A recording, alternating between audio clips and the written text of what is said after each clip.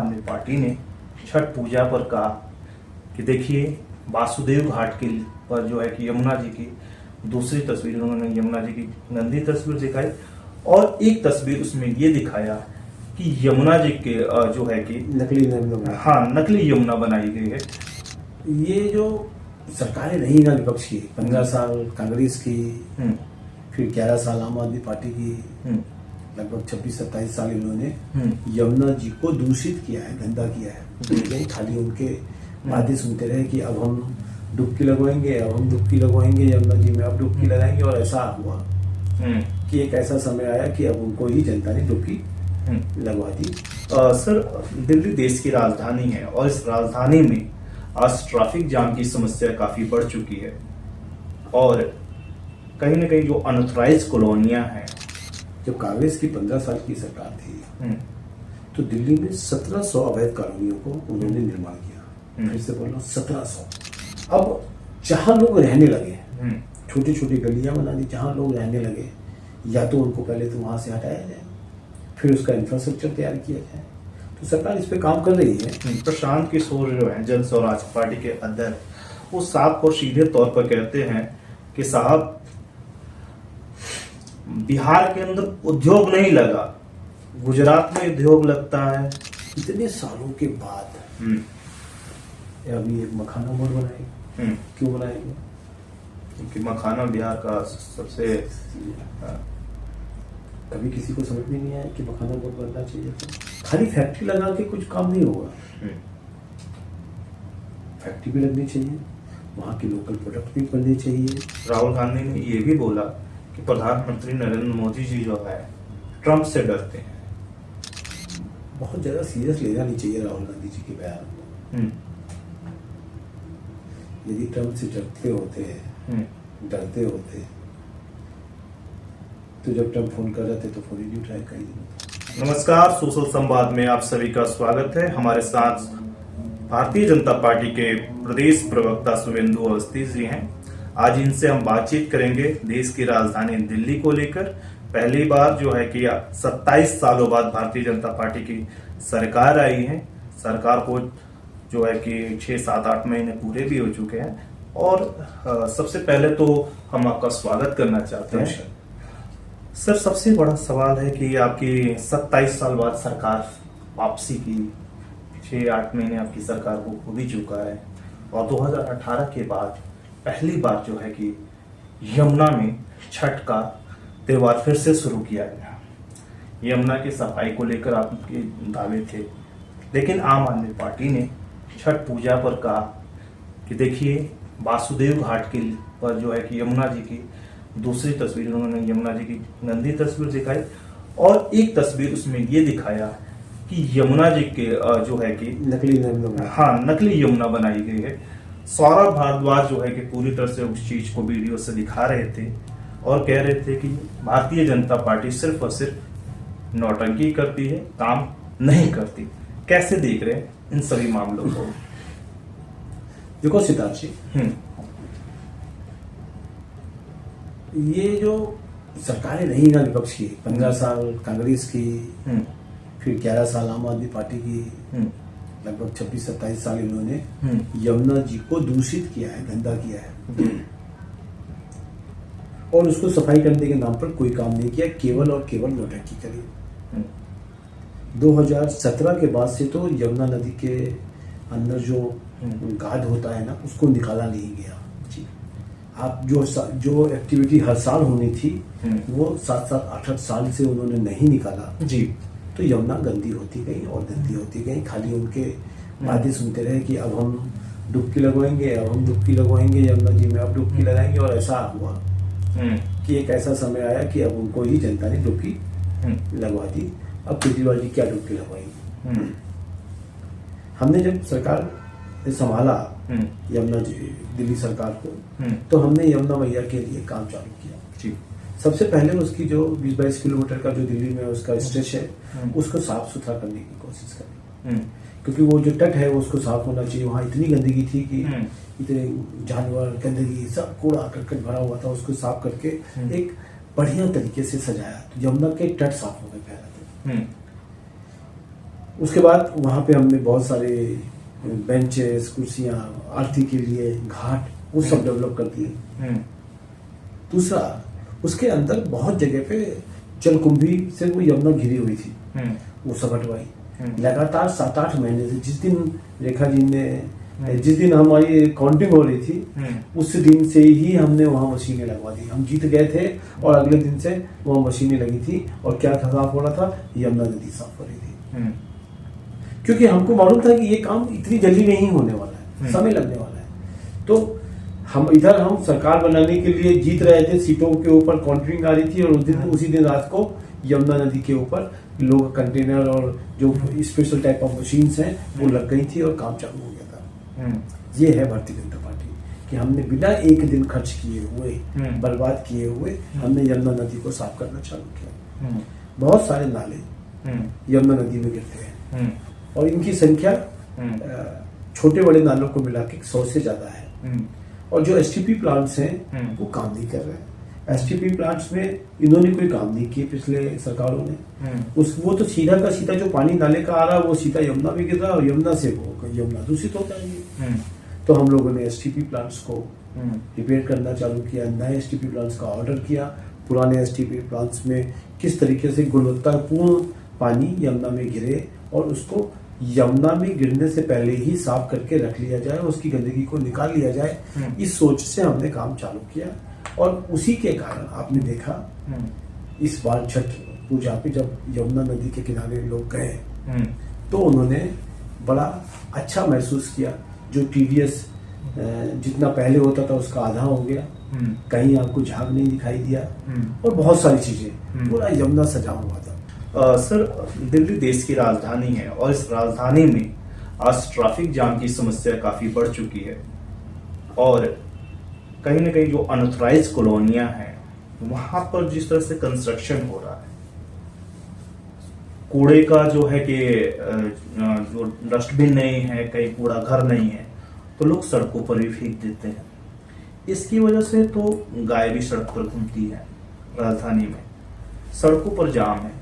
इससे मुक्ति दिलाने के लिए आपकी सरकार क्या कर रही है? देखो, फिर मैं वापस जाता हूँ।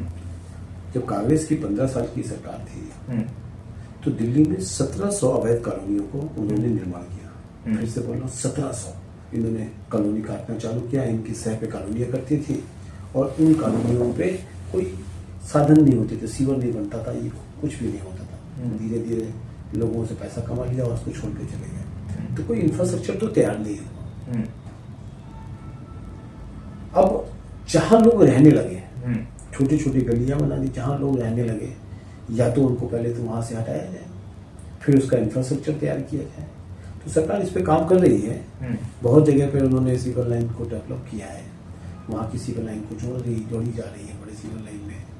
पर आप सोचो ना, 27 साल का मैच है भैया, जानबूझ के किया सीधा चीज की सरकार ने कि इससे हम कुछ वोट हम ऐसे जोड़ लेंगे जो हमारे काम आएंगे। तो मुस्लिम इलाकों में तो और ज्यादा दिक्कत है। तो ये सोच, और इस सोच के बाद मेरा मानना है कि आने वाले समय पे दिल्ली एक बहुत विकसित दिल्ली बनेगी, विकसित भारत के साथ। उस क्षेत्र में हम लोग काम कर रहे हैं। बिहार विधानसभा की तरफ बढ़ते हैं तो बिहार विधानसभा चुनाव में जिस तरह से पक्ष और विपक्ष की बयानबाजी हो रही है, कल राहुल गांधी जी ने एक बयान दिया जिसमें उन्होंने कहा कि प्रधानमंत्री जी जो है कि वोट के लिए डांस भी करना चालू कर देंगे। कैसे देख रहे हैं? दुर्भाग्यपूर्ण है। मैं बार बार कहता हूं कि आप जिन शब्दों का प्रयोग कर रहे हो वो कम से कम ये तो दिखाएं कि आप पढ़े लिखे हो। आप गाली दे रहे हो और क्या कह रहे हो, वोट के लिए प्रधानमंत्री डांस कर देंगे।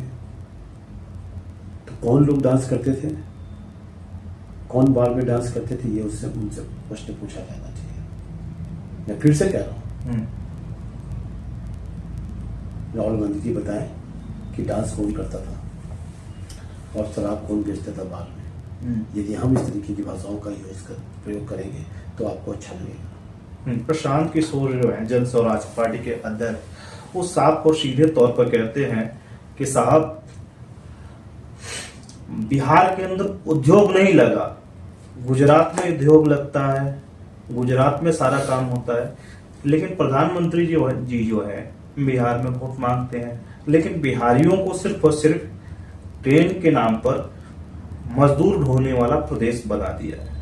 इतना उनकी बातों से आप सहमत हैं? क्या आपके पास कोई योजना है बिहार के अंदर जो औद्योगिक इंडस्ट्रीज बनाने के लिए? देखिए,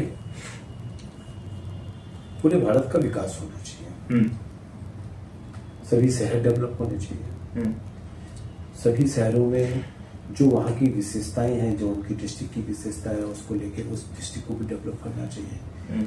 ऐसे ही मोदी जी ने कहा कि 1 प्रोडक्ट 1 डिस्ट्रिक्ट 1 प्रोडक्ट, और इस तरीके से लोकल चीज़ों का बढ़ावा मिले, लोकल चीज़ों का बढ़ावा मिलेगा, वोकल फॉर लोकल, तो देश का आगे बढ़ेगा। और इसीलिए इतने सालों के बाद अभी एक मखाना बोर्ड बनाएंगे। क्यों बनाएंगे? क्योंकि मखाना बिहार का सबसे कभी किसी को समझ में नहीं आया कि मखाना बोर्ड बनना चाहिए था। वर्ल्ड में सबसे महंगी बिकने वाली चीज़ है। इस तरीके से जब हम लोग छोटे छोटे चीज़ें, खाली फैक्ट्री लगा के कुछ काम नहीं होगा, फैक्ट्री भी लगनी चाहिए, वहाँ की लोकल प्रोडक्ट भी बनने चाहिए, वहाँ की डिज़ाइन, मधुबनी डिज़ाइन सबसे ज़्यादा फेमस है। तो एक सर्वांगीण विकास के लिए बिहार के लिए और काम किया जाना चाहिए। मैं ये बात मानता हूँ कि बिहार के अंदर बहुत जो जनसेवक लोग हैं, जो जनता है, बहुत पढ़ी लिखी, बहुत समझदार है। सब IAS ज़्यादातर कहाँ से आता है? बिहार से आता है। इतना आदमी पढ़ रहा है पटना में एजुकेशन में। मैं वो खान सर के एक वो देख रहा था, तो उनका कहना था कि बिहार के अंदर जितने लोग हैं वो हर व्यक्ति पढ़ना चाहता है जिसके पास थोड़ी भी सक्षमता होती है। तो ये जो उसके अंदर जिज्ञासा है पढ़ने की, वो बिहार को आगे ले जा रही है।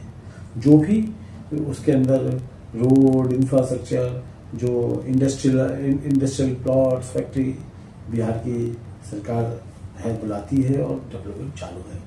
मेरे को लगता है जिस तरीके से मखाना बोर्ड को निर्माण करके काम किया गया, ऐसे बहुत सारी चीज़ों को और भी लोकेट करके, आइडेंटिफाई करके हमको काम करने का समय है, और इसको हम करेंगे भी। एक आखिरी सवाल हम लेना चाहेंगे आपसे। कल की रैली में राहुल गांधी ने ये भी बोला कि प्रधानमंत्री नरेंद्र मोदी जी जो है ट्रंप से डरते हैं। आप इस बात को कैसे देखेंगे? प्रधानमंत्री मोदी जी क्या वाकई में ही ट्रंप से डरते हैं, जिस तरह से उन्होंने बयान दिया? देखो, जनता के बीच बहुत ज़्यादा सीरियस लेना नहीं चाहिए राहुल गांधी जी के बयान को। यदि ट्रंप से डरते होते, तो जब ट्रंप फोन कर रहे थे तो फोन ही नहीं उठाया कई दिनों तक, कोई कॉल ही नहीं हुई। कल ट्रंप का स्टेटमेंट सुना आपने कि मोदी जी बहुत दूरदर्शी है, बहुत अच्छे व्यक्ति हैं। यहाँ डरने की बात क्या है? और यदि आप सोचिए कि अगर हम, उसने कल ये कहा कि पाकिस्तान और इंडिया के बीच में यदि हमको तय करना हो किसके साथ रहेगी, तो हम व्यापार इंडिया के साथ करेंगे, और पाकिस्तान से दोस्ती इंडिया की कॉस्ट में नहीं करेंगे। ये कोई स्टेटमेंट दे सकता है आज भारत में, विश्व में? ये खाली एक तरीके के लोगों को बहकाने की बात है। मेरा मानना है कि कई बार कोई विषयों पर जो कई देशों के साथ कोई यदि डिस्टर्बेंस होती है, उसको बड़े शांति के साथ निपटाना चाहिए। राहुल गांधी ऐसे बच्चों वाले बचपने के तरीके से नहीं। हम लोगों ने बहुत सारी कमेटियाँ बनाई, कांग्रेस के भी कोई समझदार लोगों को भेजा उसमें, आम आदमी पार्टी के भी राहुल चड्ढा गए थे, कांग्रेस के भी शशि थरूर गए थे, सब लोग गए थे जब ऑपरेशन शेड्यूल के मैटर को लेके। तो ये लोग एक्सटर्नल मैटर्स की कमेटियों में काम कर रहे हैं। भारत सभी राज्यों को, सभी राष्ट्रों को साथ अपने कनेक्ट बना के रखता है। सभी उसके मित्र देश हैं, चाहे वो रशिया हो, चाहे वो यूएस हो, जापान हो, या कोई और कंट्री हो, इसराइल, सबके साथ उसके अपने रिलेशंस हैं। अफगानिस्तान में भी, अभी पीछे अफगानिस्तान के भी वो आए थे, अफगानिस्तान की पुरानी सरकार में भी भारत के अच्छे संबंध थे, और अभी वर्तमान में जो सरकार है उसके साथ भी अच्छे संबंध हैं। चाइना के साथ बहुत अच्छे संबंध डेवलप हुए। तो मेरा ये कहना है, भारत सभी जगह पर सभी के साथ प्यार से रहता है। अब उस प्यार को ये समझो कोई कि डरे हुए लोग हैं, गलत बात है। पर जब अपने विषय आते हैं तो हम अपने आकर के अपनी सब चीज़ों को जो हमारा राइट है उसको बहुत अच्छी तरीके से मांगते हैं, और यदि कोई नहीं देने को तैयार है तो हम अपने कदम पीछे करते हैं, दोस्ती का हाथ पीछे करते हैं। आज के लिए शुभेंदु जी ने जो समय दिया, आज के लिए बहुत बहुत शुक्रिया सर। दिल्ली से सोशल संवाद की रिपोर्ट।